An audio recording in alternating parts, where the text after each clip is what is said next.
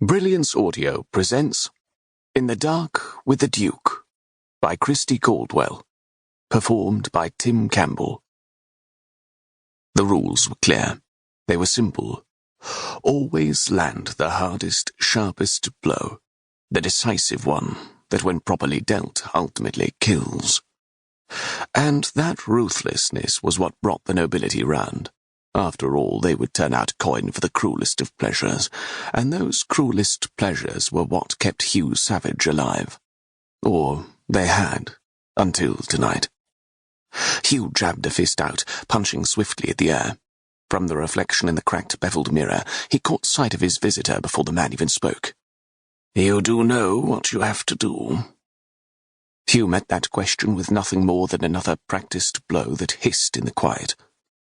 The desperate ones always wanted a damned meeting, as if they had something meaningful to contribute. Ultimately, Hugh had come to realize those lessons were more about the obnoxious knobs convincing themselves that they had some control over the match-up, when really the two men in the ring were the only ones who mattered. Restraining the fury pumping through him, Hugh let his fist fly. Coming so close to the mirror, his knuckles brushed the glass. Jab, jab, jab. Yes, the last thing Hugh, a bare-knuckle fighter, needed was a lesson, and certainly not from the man who'd come here as a coach. He might come from the highest ranks of London high society, but in these streets, Hugh was king of the ring. He faced the Lord. Nearly 40 years older than Hugh's 15, the man was smaller by 3 stone, shorter by a foot, and stupider by a lot. Hefting his shirt overhead, Hugh tossed it aside, and the colour drained from the fine gent's fleshy cheeks. A clamour of cheers and cries went up outside the doorway, in the room where even now the latest contest ensued. Over that din Hugh could still make out distinct sounds. The audible swallow of the masked lord as he took in Hugh's scarred and marked chest, the rapid bobbing of the gent's throat, the scratch of fabric as the gent clenched and unclenched his jacket.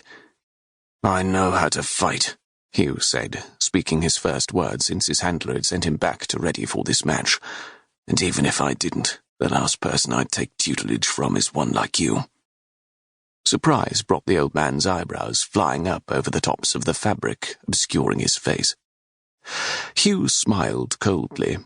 They were always startled by his crisp tones, always unsettled, as though they'd stumbled upon an anomaly, a fine-speaking person who had no place in these parts. But, despite Hugh's flawless King's English, none would ever dare dispute or question that this was the only place he belonged. The old lord managed to find his voice once more. "I want him dead. I've got a sizable sum on you." That was the plan, then. The Fight Society, which had begun as a ruthless underground children's bare-knuckle ring, had evolved as the competitors had gotten older, and the spectators had begun to thirst for more bloodshed, more violence, more danger, more everything except mercy for the street rats made to tussle for their enjoyment. Bare-knuckle fighting had devolved into matches to the death. Boys who'd never really been boys, forced to scuffle like dogs in the street, with not even a meal tossed to the most ruthless to emerge triumphant. "I have to get out. I have to get away from this." "Did you hear me, boy? I want him dead." "My lord, if you'll excuse us for a moment." As one, Hugh and the masked nobleman looked to the owner of that voice, Dooley, the hated handler. The gentleman stomped over to the lead handler. "The boy's not being agreeable," he said, jabbing a finger to the ground, punctuating each word. "He's a stubborn, shameful one, and also one of our best." Dooley flicked a flinty stare over a still silent Hugh.